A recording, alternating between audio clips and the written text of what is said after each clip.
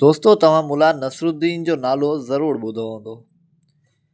हू तमामु घणो ख़ुशि मिज़ाज ऐं नवनि लतीफ़नि सां मशहूरु हो। संदसि सॼी उमिरि बादशाहनि जे दरबारनि में गुज़री। हर ॻाल्हि में मज़ाक़ करणु संदसि आदत हुई। बादशाह बि साणसि तमामु ख़ुशि रहंदा हुआ, जंहिं करे केतिरा ई माण्हू साणसि हसद कंदा हुआ। हिकु भेरे मुला खे पैसनि जी ज़रूरत थी पई।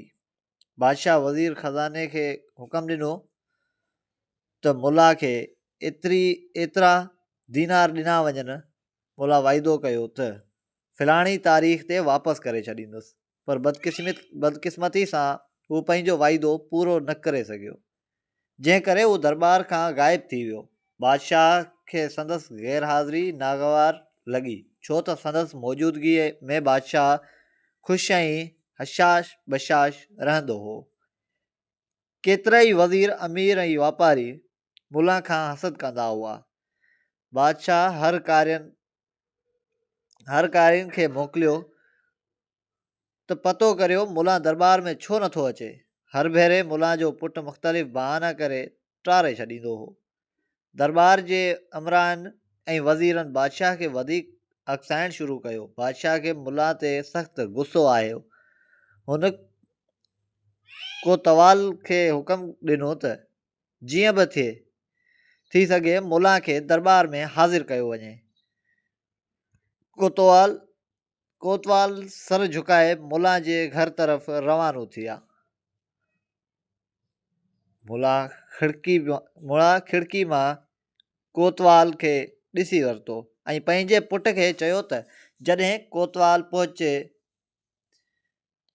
त चई छॾिजां त मुला फ़ौत थी वियो आहे ऐं पाण चारपाई हेठि लिकी वियो। जॾहिं कोतवाल दरवाज़ो खड़कायो त मुला जो पुटु रोहिंदे आवाज़ में चयो, मुला त वफ़ात करे वियो आहे। कोतवाल खे शक थियो। हिन चयो, चङो, अंदरि वेही तज़ियत करियूं था। मजबूरन मुला जो पुटु खेसि घर अंदरि वठी आयो। साॻी चारपाई ते वेही मुला जूं ॻाल्हियूं कंदा रहिया, जॾहिं त हेठि मुला खे चूटियूं कटींदियूं रहियूं हुयूं। कोतवाल खे हलचल जी आवाज़ ॿुधी हुन चारपाई हेठि झाती पाती जिते मुला लिकियल हो। कोतवाल टंग खां पकिड़े खेसि ॿाहिरि कढियो ऐं चयो, वाह, तुंहिंजो पुटु चवंदो हो त मरी वियो आहीं। मुला मिसकीन चहिरो बणाए चयो, हीअ बि का ज़िंदगी आहे। चारपाई हेठियां निकिरणु वॾी शर्मिंदगी आहे।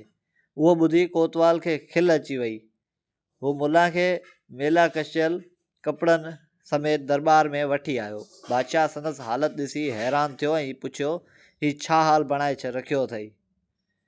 कोतवाल सॼो किसो बयानु कयो। बादशाह ऐं दरबारी खिलण लॻा ऐं बादशाह मुला खे माफ़ु करे छॾियो।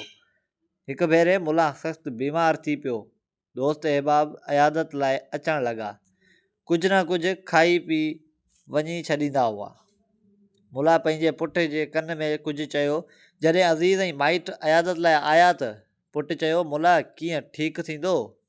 अवी ख़ाली हथ छो था अचो?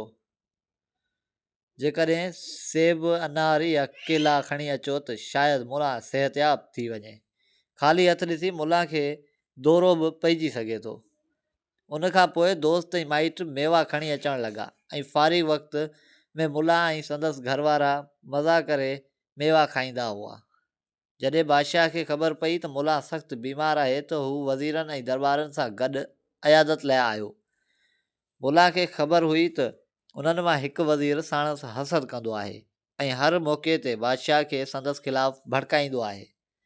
मुला सभ खां पहिरीं उन वज़ीर खे पाण वटि सॾायो।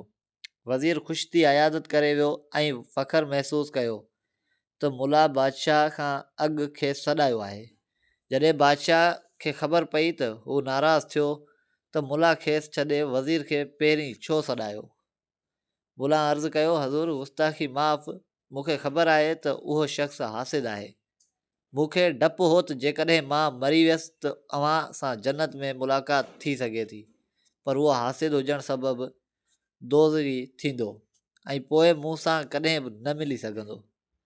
उहो ॿुधी बादशाह ऐं दरबारी मुरकण लॻा। बादशाह चयो, बेशक तूं सही चयो, हासिद जो टिकाणो दोज़ख आहे। जॾहिं वज़ीर खे उहा ॻाल्हि मालूम थी त उन दिलि में रंज रखियो। कुझु वक़्त खां पोइ कंहिं ॻाल्हि ते मुला बादशाह खां नाराज़ थी वियो। उन हासिद वज़ीर बादशाह खे भड़कायो त मुला खे क़तल कराए छॾियो।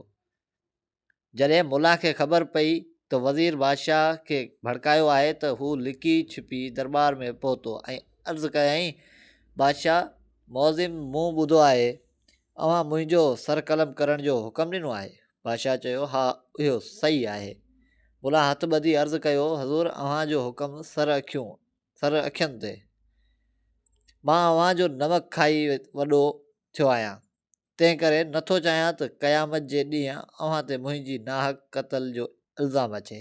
इजाज़त ॾियो त मां पहिरीं वज़ीर खे क़तल करियां, पोइ अव्हां मूंखे क़सास में क़तल करियो।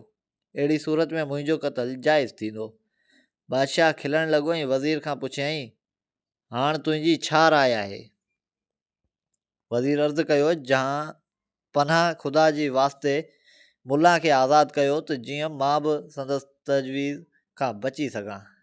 इहो ॿुधी बादशाह ऐं दरबारी मुला जी ज़हानत जा मुतारिफ़ थिया ऐं हासिद वज़ीर हसद खां तौबा करे छॾी। ॾिसो दोस्तो, कंहिंसां हसद न करणु घुरिजे, न त पंहिंजो ई नुक़सानु थींदो आहे।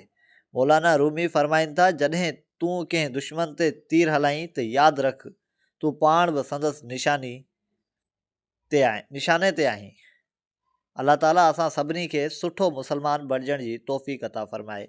आमीन। तो दोस्तो, हीअ हुई असांजी अॼु जी हिकु सबक़ आमोज़ कहाणी। उमेदु कयूं था कहाणी तव्हांखे पसंदि आई हूंदी। जे कहाणी पसंदि आई हुजे त कहाणी खे वधि खां वधि लाइक कयो ऐं पंहिंजे दोस्तनि सां शेयर कयो। ऐं हा, जेकॾहिं चैनल ते नवां आहियो त चैनल खे सब्सक्राइब करणु न विसारंदा। मिलंदासीं हिकु नई वीडियो सां गॾु। तेसीं ताईं रखो पंहिंजो ख़्यालु। अल्लाह हाफ़िज़।